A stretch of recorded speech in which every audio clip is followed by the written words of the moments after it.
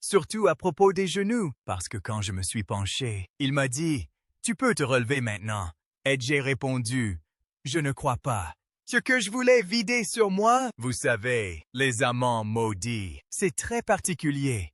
C'est dédié à ma femme. Barry Gibb a passé 60 ans sur scène, mais pendant 50 de ces années, la véritable histoire ne se déroulait pas du tout sur scène.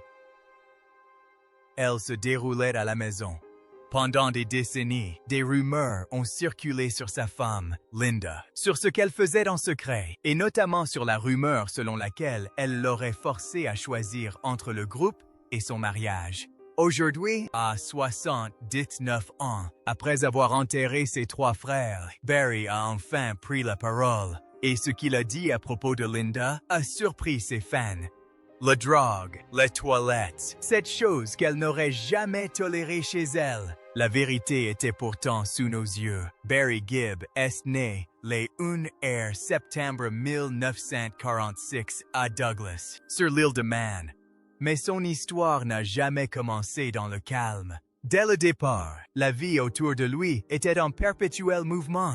Son père, Hugh Gibb, était batteur. La musique faisait donc déjà partie intégrante de la famille. Mais ce qui a tout autant marqué Barry, c'est le sentiment que rien ne restait jamais figé. Même son deuxième prénom, Crompton, portait en lui une fierté familiale discrète, liée à l'inventeur Samuel Crompton. Pourtant, la fierté n'était pas synonyme de confort.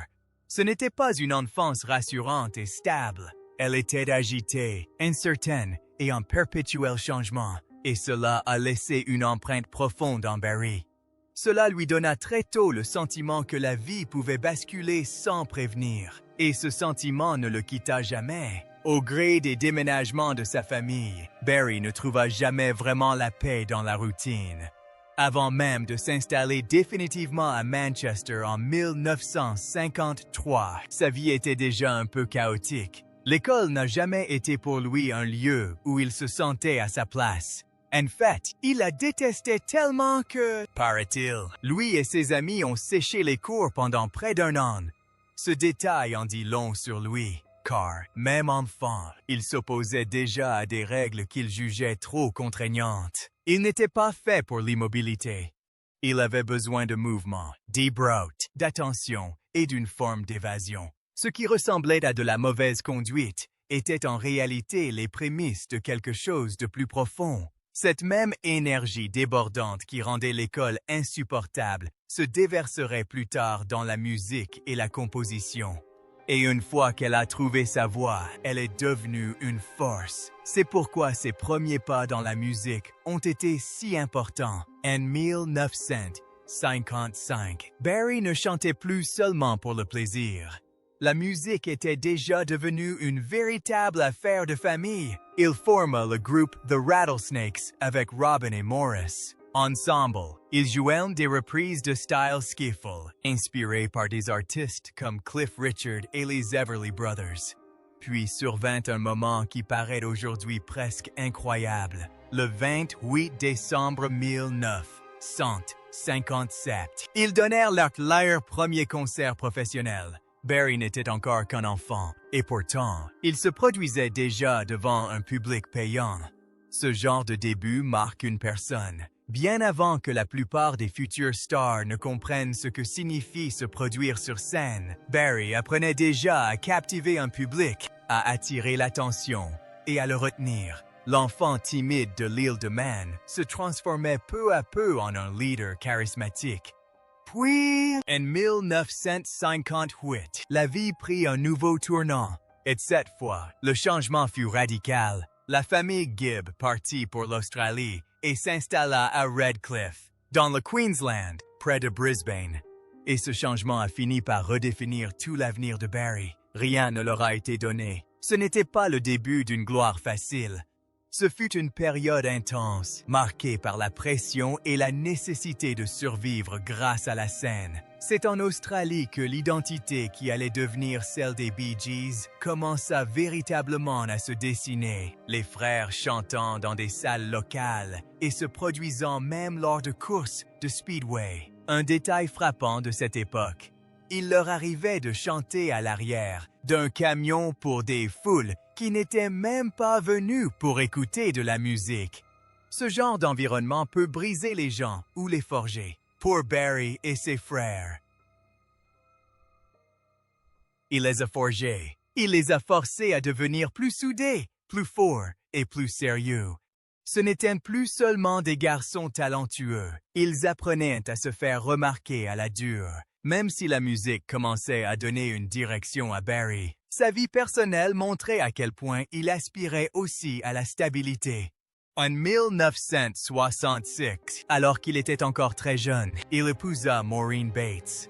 À première vue, cela pourrait sembler un détail anodin, mais cela en dit long sur son état d'esprit. Après des années de déplacement, de pression et d'incertitude, le mariage lui apparaissait peut-être comme un moyen de stabiliser enfin sa vie et de lui donner un sens. Mais cela ne lui apporta pas la paix qu'il espérait. D'après des témoignages ultérieurs, le mariage fut source de souffrance pour tous deux et ils se séparèrent rapidement. Ce qui rend cette partie de l'histoire importante, ce n'est pas seulement la rupture en elle-même, c'est ce que révèle cette rupture. Barry ne courait pas seulement après la gloire, il recherchait aussi la stabilité, la sécurité, la constance. Et pour quelqu'un qui nourrissait une telle agitation intérieure, même l'amour pouvait vite se compliquer.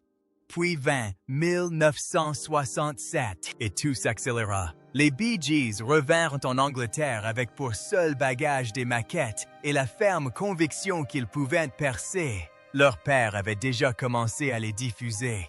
Lorsque Robert Stigwood a entendu leur morceau, il a décidé de leur donner une chance. La suite était presque incroyable. Leur chanson, New York Mining Disaster 1941, avait une ambiance et un style si proches de ceux des Beatles que certains DJ ont cru qu'il s'agissait d'un disque secret du groupe. Cette erreur a immédiatement propulsé les Bee Gees sur le devant de la scène et leur a donné une notoriété disproportionnée par rapport à leur succès réel à ce moment-là. Pour un groupe de retour en Angleterre sans véritable soutien, ce fut un début fulgurant. Un coup de chance a tout changé et soudain, leur ascension s'est accélérée.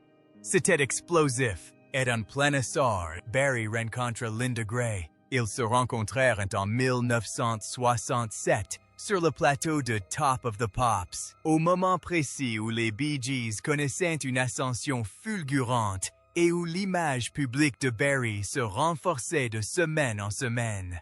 Ce timing est important, car Linda ne l'a pas rencontré comme un rêveur inconnu attendant d'être découvert. Elle l'a rencontré au moment où le monde commençait tout juste à s'intéresser à lui. Pourtant, leur relation était étonnamment discrète. Tandis que le public assistait à l'ascension fulgurante des Bee Gees, quelque chose de plus discret et de plus durable se préparait en coulisses. Et Linda n'était pas simplement une femme gravitant autour de la célébrité. Elle avait déjà une présence bien à elle. Elle avait été Miss Édimbourg, ce qui signifiait qu'elle savait se tenir en public, avoir de l'allure et gérer l'attention. Aussi, lorsque Barry la remarqua, il ne voyait pas seulement sa beauté. Il rencontrait une femme qui savait déjà imposer sa présence. Cette première rencontre avait quelque chose d'étrange. Barry raconta plus tard qu'il s'était aperçu de l'autre côté de la pièce et que quelque chose s'était produit. Linda se souvenait que Barry était venu la voir et l'avait invitée à prendre le thé. Dit comme ça paraît si banal et c'est peut-être pour ça que ça semble si réel. Les grandes histoires d'amour commencent souvent par quelque chose de petit et de simple. Pourtant, un détail inoubliable de ses débuts rend le tout presque irréel. Il paraît qu'ils ont partagé un moment d'intimité à l'intérieur d'une réplique du TARDIS de Doctor Who sur le plateau. C'est une image si étrange qu'elle reste gravée dans les mémoires. Une future légende de la musique et une reine de beauté cachée dans un accessoire de télévision, comme deux jeunes gens absorbés par leur propre monde. Ce détail confère une certaine chaleur à leur début. Il leur donne un côté ludique, spontané et humain, Tandis que la vie amoureuse de Barry évoluait, son rôle au sein de la confrérie de l'araignée était plus important que jamais. Il n'était pas seulement le visage que l'on remarquait en premier. Il était aussi le moteur de la plupart des compositions. Les interviews et les articles décrivent une vitesse d'écriture qui paraît presque irréelle. Barry pouvait composer plusieurs tubes en un seul après-midi, et derrière ses harmonies impeccables et son image pop douce, le rythme pouvait être effréné. Il a d'ailleurs confié plus tard que certaines chansons lui venaient à l'esprit sous l'influence de substances, non pas des drogues dures, mais des amphétamines et de l'alcool qui accéléraient sans cesse le rythme.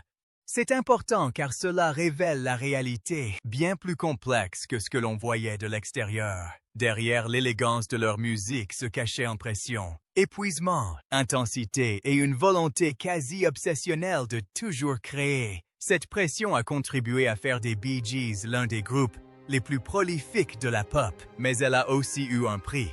En 1969, ce coup devenait de plus en plus difficile à dissimuler. Les Bee Gees ne fonctionnaient plus comme une seule et même famille. Les tensions entre Barry et Robin étaient devenues si fortes que Robin a pris ses distances et a commencé à tracer sa propre voie. Aux yeux du public, le groupe semblait toujours prospérer, mais en interne, l'équilibre se rompait. Pour Barry, le contexte était d'autant plus difficile que son premier mariage prenait fin à peu près au même moment. Ainsi, tandis que sa notoriété grandissait, sa vie privée et familiale était mise à rude épreuve. Ce contraste donne toute sa force à cette partie de l'histoire. Le succès était au rendez-vous, certes, mais l'effondrement aussi. Le groupe, dont la magie reposait sur la fraternité, était soudainement déchiré par l'ego, la pression et la souffrance. C'est précisément pourquoi ces retrouvailles ultérieures ont été si importantes. Elles ne faisaient pas suite à un simple désaccord, mais à une véritable crise familiale. Barry prit ensuite une autre décision qui allait bouleverser sa vie, et ce, à une vitesse remarquable. Son divorce avec Maureen fut prononcé en juillet 1970, et seulement 6 semaines plus tard, les 1 septembre 1970, jour de son 24e anniversaire, il épousa Linda Gray. Cette chronologie est presque choquante à première vue, car elle révèle la clarté de ses convictions. Il ne s'agissait pas d'une dérive, ni d'une confusion. Il savait où il voulait mener sa vie, et c'est ce qui rend le rôle de Linda si important. Elle n'est pas arrivée après coup, une fois le tumulte retombé et le chaos passé. Elle était déjà présente lors d'une période instable de sa vie. Un chapitre se refermait et un autre s'ouvrait presque aussitôt, et celui-ci allait durer. Ce qui rend toute cette période si fascinante, c'est que chaque succès était lié à une pression latente. Barry est passé du statut de membre d'un groupe australien en quête de reconnaissance à celui de membre d'un groupe soudainement remarqué en Angleterre grâce à leur son suffisamment proche des Beatles pour semer la confusion, puis à celui de jeune star tentant de se construire une vie privée alors que son groupe était au bord de l'implosion. Parallèlement, il a rencontré Linda et cette relation est discrètement devenue le pilier de sa vie. Ainsi, même au sommet de la gloire, l'instabilité persistait. Même au milieu des applaudissements, la tension était palpable. Et ce mélange qui donne toute sa profondeur à son ascension. Ce ne fut jamais une progression sans heurts. Ce fut une ascension semée d'embûches, de risques et de tensions émotionnelles. Linda devint bien plus qu'une simple partenaire à ses côtés sur les photos. Après leur mariage, elle se retira de la vie publique pour se consacrer à la construction d'un foyer stable et à l'éducation de leurs 5 enfants. Stephen, Ashley, Travis, Michael et Alexandra. Ce choix en dit plus long qu'on ne le croit parfois. Elle aurait pu continuer à rechercher la reconnaissance par elle-même, mais elle a préféré la discrétion, la famille et la tranquillité. Dans le monde de Barry, cette force tranquille avait toute son importance. Le monde musical qui entourait les Bee Gees pouvait être bruyant, instable et excessif. Mais chez eux, Linda avait créé une atmosphère bien différente. C'est peut-être l'une des principales raisons de la longévité de leur mariage. Alors que tant d'autres dans ce milieu s'effondraient, Barry lui-même a souligné à quel point elle avait été essentielle durant les années les plus dangereuses. Il a admis que le groupe avait souvent recours aux médicaments ou à l'alcool pour continuer à fonctionner. Plus tard, il a reconnu que Linda l'avait empêché de sombrer dans cette spirale infernale. L'un des détails les plus marquants qu'il a partagé est qu'elle ne tolérait aucune drogue à la maison et s'en débarrassait systématiquement. Cela confère à son rôle une dimension bien plus importante que celle d'une épouse dévouée. Elle était un rempart entre Barry et les aspects les plus néfastes de la célébrité. Elle était celle qui refusait que la maison ne soit mêlée à ce chaos. Et plus on se penche sur la vie de Barry, plus il apparaît que cette force intérieure l'a protégée d'une manière que le public n'a jamais pleinement perçue. Cette stabilité cachée prend une importance encore plus grande lorsque les Bee Gees atteignent l'un des sommets les plus marquants de l'histoire de la musique.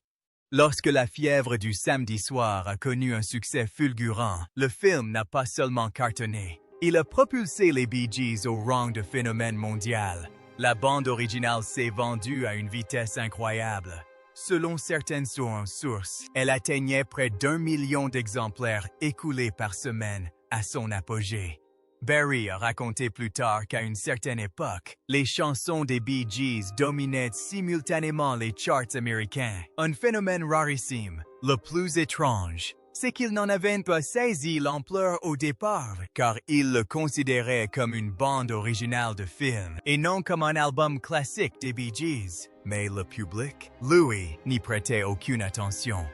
Pour le public, c'était une domination sans partage. Derrière ce succès se cachait une autre décision importante de Barry qui allait changer la donne. À un moment donné, l'équipe du film a voulu renommer Stayin' Alive en Saturday Night pour mieux coller au titre du film.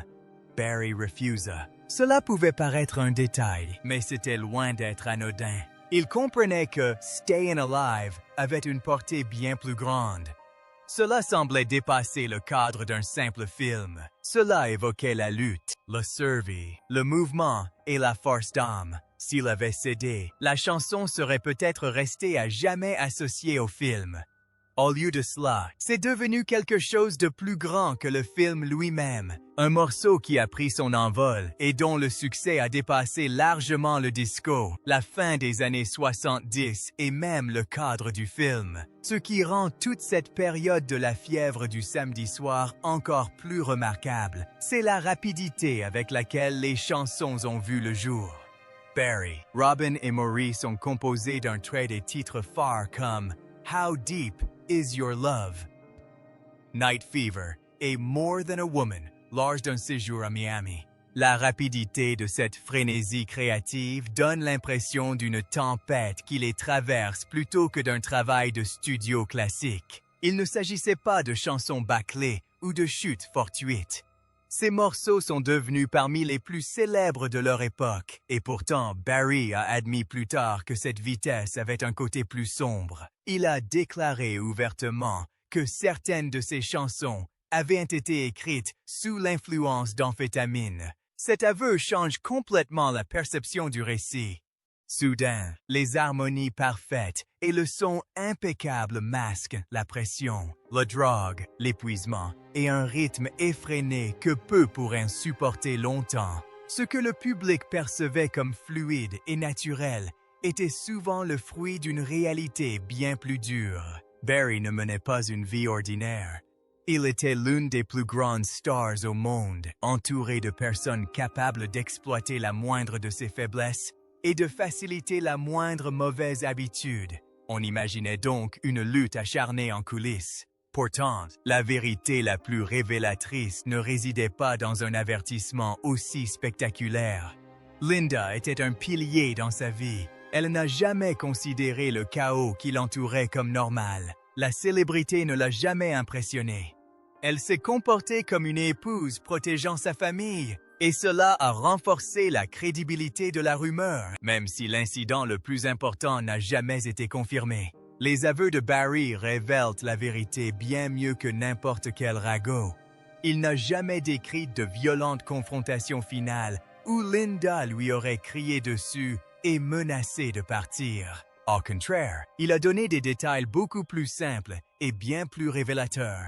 Il a dit qu'il pouvait faire entrer de la drogue dans la maison, mais qu'elle finirait dans les toilettes. Ce détail est révélateur. Il montre que Linda n'a pas attendu le désastre pour réagir. Elle a agi sur le champ, à maintes reprises, refusant de laisser sa vie prendre la même direction qui avait déjà brisé celle de ses frères. Son pouvoir n'était pas bruyant, il était concret. Elle ne se contentait pas de soutenir Barry. Elle a fait en sorte qu'il ne puisse pas tomber amoureux. Voilà ce qui se cache derrière le mythe. Sur le plan émotionnel, la rumeur n'était pas totalement infondée. Linda a bel et bien sauvé Barry, mais pas de la manière dont on l'imagine. Si cette histoire a perduré tant d'années, c'est parce qu'elle reflétait une réalité au sein de leur mariage. L'un empêchait discrètement l'autre de sombrer. Les propres paroles de Barry le confirment. Il a reconnu que Linda l'avait empêché de suivre la voie empruntée par ses frères, et cela donne plus de poids à la vérité qu'aux rumeurs. Il ne s'agissait jamais d'un ultimatum unique et cataclysmique. Il s'agissait de décennies d'interventions obstinées, répétées tant de fois que l'effondrement total tant redouté ne s'est jamais produit. Barry lui-même en a donné la preuve la plus éloquente en quelques mots. Il a dit un jour: « J'ai dû faire face au fait que mes frères étaient souvent en liberté, mais j'ai eu de la chance. » Cette phrase est lourde de sens car elle montre qu'il comprenait parfaitement ce qui distinguait sa vie du chaos environnant. Il ne se présentait pas comme un homme qui avait échappé au pire par hasard. Il savait que Linda était l'élément déterminant. Cela change tout! Les gens se sont concentrés sur le fait de savoir si elle lui avait lancé un ultimatum sans appel. Mais le véritable message de Barry était bien plus profond. Elle ne se contentait pas de l'aimer. Elle protégeait son avenir, sa famille et la vie qu'il pouvait encore mener. Puis vint une autre forme de souffrance, cette fois-ci publique. En 1979, la Disco Demolition Night fit du disco une cible, et les Bee Gees devinrent le symbole de cette réaction, bien qu'ils n'en fussent pas à l'origine. Une seule nuit à Comiskey Park changea l'atmosphère en Amérique avec une rapidité fulgurante. La foule s'est insurgée contre le disco. Les stations de radio ont commencé à déprogrammer les chansons des Bee Gees. Une musique autrefois omniprésente est soudainement devenue indésirable. C'est ce qui a rendu la situation si brutale. Un groupe qui régnait en maître sur les ondes était désormais traité comme une chose que l'on voulait effacer. Il ne s'agissait pas simplement d'un changement de goût. C'était comme un rejet public du son, de l'image et de toute l'époque qu'ils avaient contribué à définir. Pour Barry, la fièvre du samedi soir avait déjà eu un double effet. Il l'avait rendu immense et l'avait enfermé dans un rôle. La bande originale a fait des Bee Gees des icônes mondiales, mais elle a aussi lié Barry à jamais au disco, au moment même où la culture commençait à s'en détourner. C'est le cruel paradoxe de son histoire. Ce qui a fait de lui une superstar l'a aussi rendu plus vulnérable aux attaques par la suite. John Travolta pouvait se tourner vers de nouveaux rôles et faire évoluer progressivement son image. Barry, Louis, ne pouvait pas se détacher aussi facilement. Sa voix de fausset, son timbre, son allure, tout cela restait indissociable de lui. Le film a changé sa vie en mieux, mais par la suite, il a aussi rendu toute tentative d'évasion beaucoup plus difficile. C'est en partie pourquoi le silence autour de John Travolta a été plus douloureux que beaucoup ne l'imaginaient. Barry, Louis, n'a pas passé des années à l'attaquer ouvertement. En réalité, le silence lui-même devint partie intégrante de la blessure. Travolta continuait son ascension fulgurante à Hollywood, tandis que Barry et les Bee Gees semblaient porter le fardeau de l'effondrement du disco. Barry avait contribué à bâtir l'univers qui avait fait exploser la fièvre du samedi soir. Et pourtant, lorsque le contre-coup se fit sentir, il se sentit abandonné. Ce qui rend la situation si triste, c'est que ce sentiment soit resté si longtemps enfoui. Bien plus tard, Barry a admis que voir Travolta triompher tandis que les Bee Gees étaient mis de côté l'avait profondément marqué. Il ne s'agissait pas d'une querelle publique et bruyante, mais d'une distance silencieuse. Et d'une certaine manière, cela a rendu les choses encore plus difficiles. Quand le monde de la musique s'est refroidi, Linda est devenue encore plus importante. La célébrité avait déjà rempli leur vie de pression, mais l'échec a engendré une autre forme de tension. Plus tard, Barry a suggéré que certaines des années les plus difficiles n'étaient pas celles passées sur scène. Ce furent les années qui suivirent, lorsque les projecteurs s'éteignirent et que l'industrie évolua. Pendant ce temps, Linda maintint la stabilité de la famille à Miami, tandis que tout, à l'extérieur, semblait plus incertain. C'était important, car les épreuves révèlent qui est vraiment présent. Le glamour attire les foules, mais la déception les fait fuir. Linda est restée, et Barry semblait apprécier cela d'autant plus au fil des ans, même quand la célébrité a cessé de le protéger. Elle l'a fait. Barry a également survécu parce qu'il n'a jamais cessé de travailler. Lorsque la popularité des Bee Gees a décliné, il s'est fait plus discret et a continué à écrire. Ce choix n'avait peut-être rien de spectaculaire vu de l'extérieur, mais c'était l'une des décisions les plus judicieuses qu'il ait jamais prises.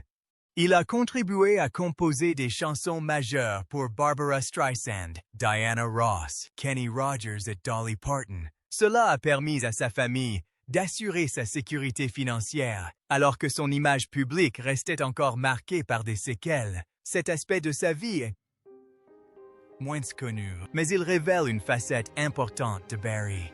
Il n'est pas resté les bras croisés à attendre le retour de l'amour du public. Il a mis à profit le seul atout que personne ne pouvait lui enlever. Même lorsque les Bee Gees étaient mis de côté, son talent d'auteur-compositeur restait trop puissant pour être ignoré.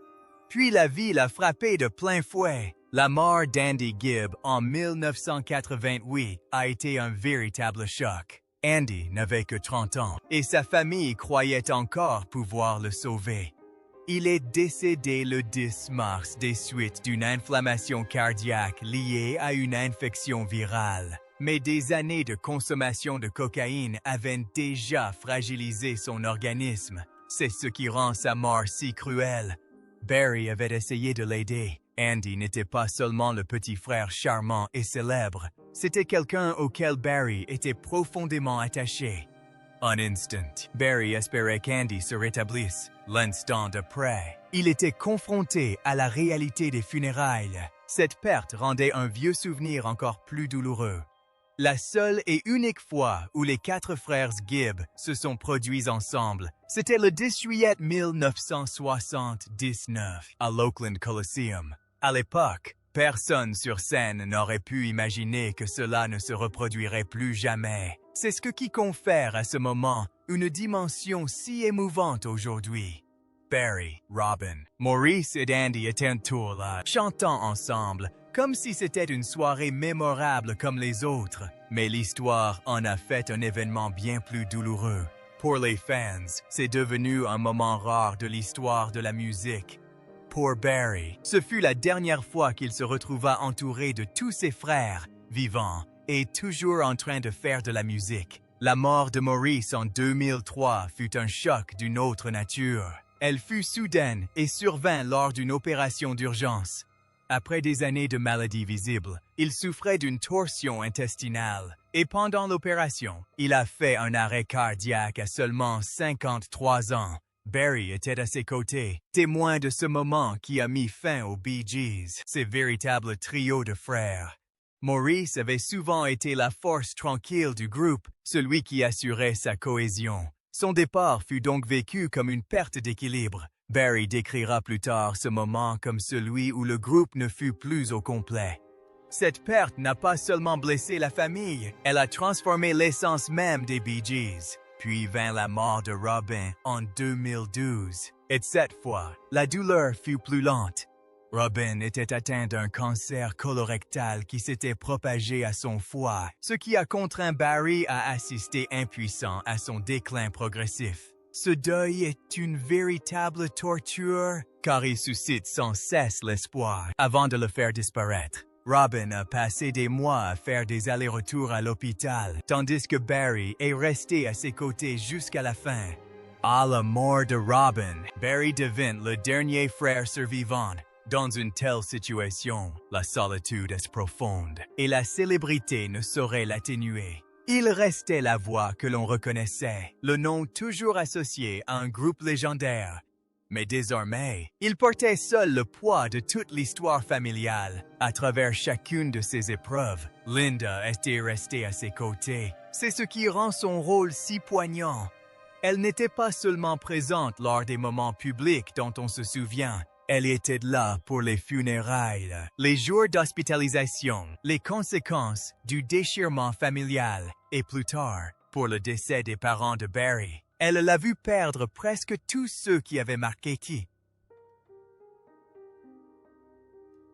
Après la mort de Robin, Barry a donné des interviews révélant son profond désarroi et il a rendu hommage à Linda, qui l'a aidé à tenir le coup. Dans cette histoire familiale marquée par le deuil, la mort et l'effondrement, elle est devenue la force tranquille qui soutenait le seul homme encore debout. En ce sens, la tragédie était aussi la sienne, car elle portait le poids de ce chagrin avec lui.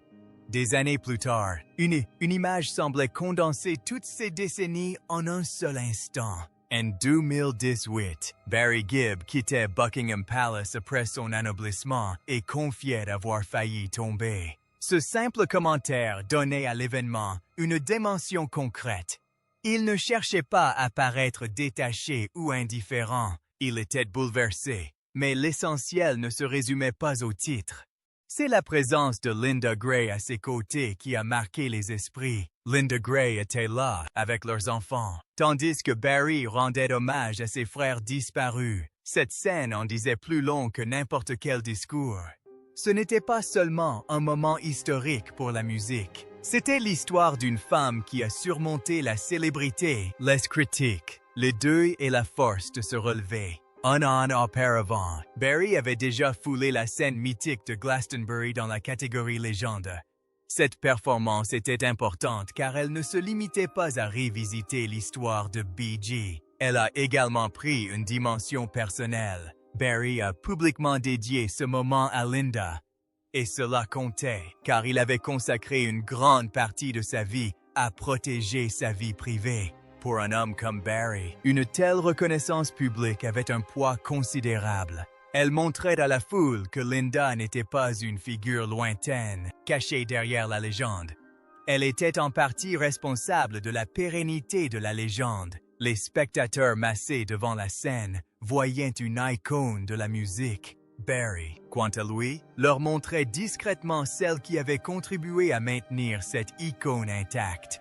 En 2021, Barry avait 75 ans et continuait de faire de la musique, mais l'album Walner One, le recueil de chansons des frères Gibb, était bien loin du monde clinquant qui l'avait rendu célèbre. Il réinterprétait les morceaux de Bee Gees dans un style country.